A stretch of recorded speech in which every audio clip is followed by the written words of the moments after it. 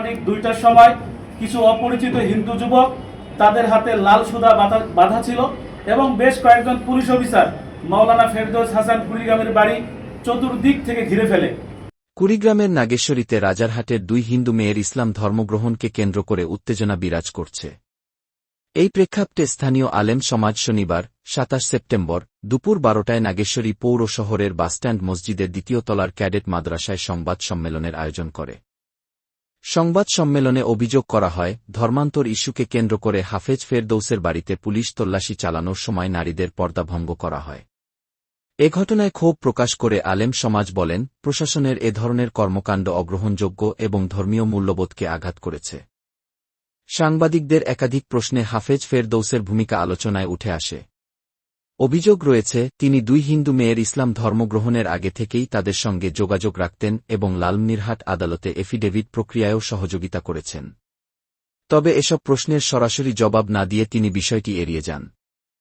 আরেক প্রশ্নে জানতে চাওয়া হয়, হাফেজ ফেরদৌস সাহেবের বাসায় পুলিশের পাশাপাশি ইসকনের 25-30 জন সদস্য হামলা চালিয়েছে, এ দাবির সত্যতা কতটুকু? জবাবে তিনি বলেন, আমি পুলিশের সঙ্গে হাতে লাল সুতা বাঁধা সিভিল পোশাকধারী লোকজনকে দেখেছি। কি তিনি ঘটনাস্থলের ভিডিও ধারণ করেছেন বলে দাবি করেন, তবে সংবাদ সম্মেলনে কোনো প্রমাণ উপস্থাপন করেননি। আলেম সমাজের প্রতিনিধি মুফতি আতাউর রহমান বিক্রমপুরী বলেন, চলমান ঘটনাকে কেন্দ্র করে আমরা আপাতত কোনো কর্মসূচি দিচ্ছি না। বিশেষ করে দুর্গাপূজা উপলক্ষে আমরা চাই হিন্দু সম্প্রদায়ের ধর্মীয় উৎসব সুন্দরভাবে সম্পন্ন হোক। তবে পূজা চলাকালীন সময়ে কোনো বিশৃঙ্খলা বা অনাকাঙ্ক্ষিত ঘটনা ঘটলে তার দায়ভার আমরা নেব না। তিনি আরও বলেন, আমরা শান্তিপূর্ণভাবে বিষয়টির সমাধান চাই, কিন্তু দুর্গাপূজা শেষে যদি ঘটনার সুষ্ঠু সমাধান না হয়, তাহলে আমরা বাধ্য হয়ে আন্দোলনের ডাক দেব। সংবাদ সম্মেলনে আলেম সমাজ প্রশাসনের আচরণের সমালোচনা করে বলেন, ঘটনাস্থলে পুলিশের ভূমিকা ছিল পক্ষপাতদুষ্ট ও অযৌক্তিক। তারা কুড়িগ্রাম জেলা পুলিশের পুলিশ সুপার মাহফুজ, নাগেশ্বরী থানার অফিসার ইনচার্জ, রাজারহাট থানার ইনচার্জ এবং ঘটনায় জড়িত পুলিশ সদস্যদের স্থায়ী বহিষ্কারের দাবি জানান। সংবাদ সম্মেলনে উপস্থিত ছিলেন মাওলানা মো. আমিনুল ইসলাম, মুফতি আব্দুল হান্নান, মাওলানা সিরাজুল ইসলাম, মাওলানা শহীদুল ইসলাম, মাওলানা আতাউর রহমান, মাওলানা ফেরদৌস প্রমুখ। সার্বিক বিষয়ে জানতে চাইলে নাগেশ্বরী থানার অফিসার ইনচার্জ মোহাম্মদ রেজাউল করিম রেজা বলেন, রাজারহাট থানায় করা অভিযোগের ভিত্তিতে এবং রাজারহাট থানা পুলিশের টিম সহযোগিতা চাইলে সুনির্দিষ্ট তথ্যপাত্র অনুসারে হাফেজ ফেরদৌসের বাড়িতে তল্লাশি চালানো হয়েছে। তল্লাশিতে হাফেজ ফেরদৌসের বড়ভাই সহযোগিতা করেছেন।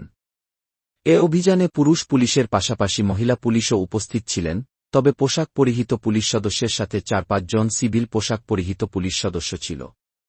এতেই তারা ধারণা করে নেন ইসকন সদস্য ছিল। কোনোভাবেই ধর্মীয় অনুভূতিতে আঘাত করার মতো কিছু ঘটেনি। তিনি আরও বলেন, সিভিল পোশাকে পুলিশ সদস্যরা উপস্থিত থাকায় তাদের ইসকন সদস্য বলে দাবি করা হচ্ছে। আসলে এটি ভিত্তিহীন অভিযোগ।